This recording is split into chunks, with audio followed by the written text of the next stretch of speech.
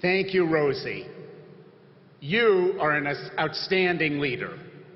We are so fortunate to have your ongoing commitment and unfailing energy. To Rosie, to my colleagues on the AIPAC National Board of Directors, thank you for the confidence you have placed in me. Thank you for the opportunity to serve as AIPAC President and to work along your side. To AIPAC Executive Director Howard Kaur, Managing Director Richard Fishman, and the terrific AIPAC staff, you are simply the best.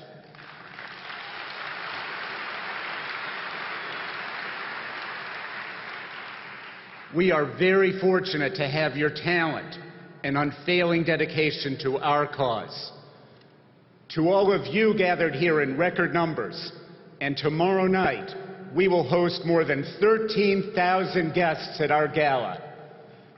Thank you for the ongoing support and commitment you give.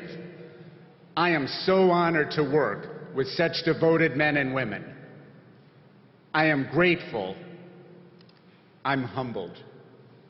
And I am keenly aware that I am assuming responsibility at a historic moment for Israel, for the Middle East, and for the United States. This is a moment that calls for an increased commitment on the part of every single person in this room, because Israel is now threatened more profoundly than at any point in the past 4 decades. Despite myriad challenges that much larger countries would find daunting, Israel continues to strive for peace with her neighbors. Israel continues to work toward negotiations to bring about a 2-state solution, a Jewish state and a Palestinian state, living in peace and security side by side. Israel continues to extend her hand in friendship, despite the refusal of Palestinian Prime Minister Abbas to negotiate with Israeli Prime Minister Netanyahu. Today, these efforts are further complicated by the fact that Israel's peace overtures are taking place in a new, more volatile context, one that requires a rethinking of most of Israel and America's Middle East security assumptions for the last 30 years. On her borders with Egypt, Syria, and Jordan, Israel has achieved a level of deterrence and stability through her diplomacy, through her military strength, and through her deep relationship with the United States. Now, stability along those borders is uncertain at best. Since a Tunisian street vendor set himself ablaze 15 months ago, a series of convulsions have swept through the Arab world. There is no predictable outcome. In fact, the only thing we can be certain of in the Middle East today is uncertainty. Israel is an innocent bystander, and the risks to her security increase daily. Name the border, name the country. Fresh opportunities are rising for those who reject Israel's very right to exist. Their influence, their power continues to increase. In Egypt, the United States and Israel have been able to rely for more than 30 years on a stable, pro-American government at peace, albeit a cold peace, with Israel. Egypt was the anchor for U.S. and Israeli security planners. This may no longer be the case. In Syria, the brutal Assad regime is killing scores of people daily. A civil war has broken out. Observers now debate how long Assad will remain. And in the midst of all the chaos, Israel and her allies are left with the question, who has control? over the region's largest stockpile of chemical and biological weapons. In Jordan, the king has managed to stay ahead of the unrest, but the intense pressures on his regime continue to mount and could threaten the stability of this important kingdom. Meanwhile, Hamas in Gaza and Hezbollah in Lebanon rearm and re-aim. At this moment, experts estimate that somewhere between 60 and 70,000 weapons, just from Hamas and Hezbollah alone, sit perched on Israel's borders. And throughout the region, a total of 200,000 missiles, mortars, and rockets are pointed at a single shared target: Israel, a tiny island of stability in a turbulent sea.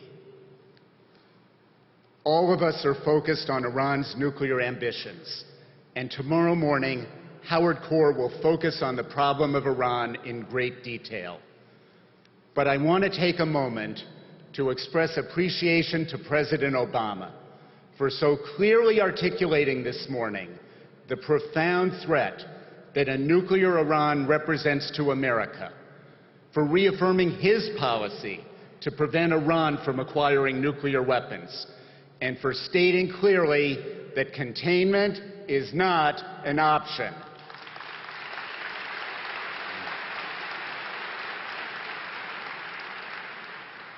At this hour, we must also help our leaders understand the many other roles Iran now plays: fomenting chaos, instability, conflict, and terror throughout an already tumultuous region. And all this without nuclear weapons. Taken together, Israel is forced to confront complex and unenviable decisions about how to keep her citizens safe and secure. These are decisions that only Israel's elected leaders can make. But we have something to decide as well. Our decision is, what will we do amidst historic challenges to ensure America and Israel stand united, side by side? At this momentous hour, our alliance with Israel is vital to American interests in the most volatile part of the world. That is why we are grateful to President Obama for his support of the U.S.-Israel relationship and his reaffirmation from this stage this morning of America's unshakable commitment to Israel's security.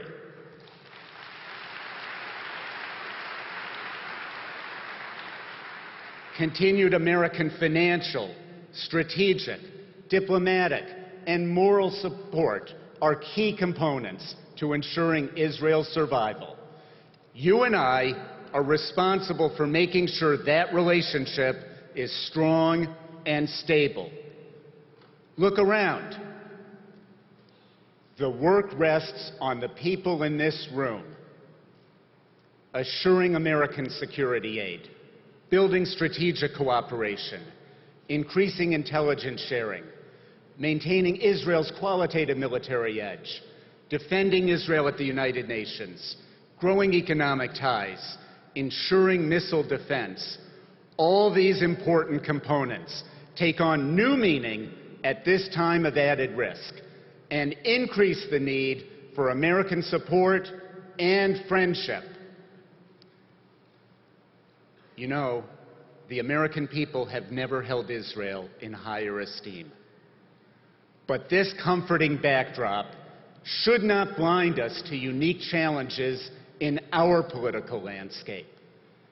As long as AIPAC has existed, our ability to help ensure Israel's strength and survival has depended on American decision makers with whom we have developed friendships, carefully nurtured over time. But now, unprecedented and continuing congressional turnover requires a deeper and broader level of involvement on our part. More than 1/3 of Congress has changed since the last presidential election. And we know there will be much more change in Congress this fall. We need relationships with all these newly elected leaders, and we will need to continue to foster new friendships moving forward. Much attention is being paid and will continue to focus on the presidential race, as it should. But we have to keep our eye on Congress, home of the historic, bedrock support for the U.S.-Israel alliance. Because of the dramatic number of new members being elected to Congress, we simply do not have enough people involved in building meaningful relationships with an ever-increasing number of new leaders. Based on our relationships, you and I represent the only continuity from one Congress to the next. Therefore, what we can do to actually make a tangible difference for American Middle East interests and Israel's security is to redouble our own efforts and elicit the support of friends and family. We know that to be effective pro-Israel political activists, we must not simply call ourselves political, but embrace and engage in the work of politics, providing financial support to pro-Israel congressional candidates with a clear message. A safe and secure Israel is in America's best interests.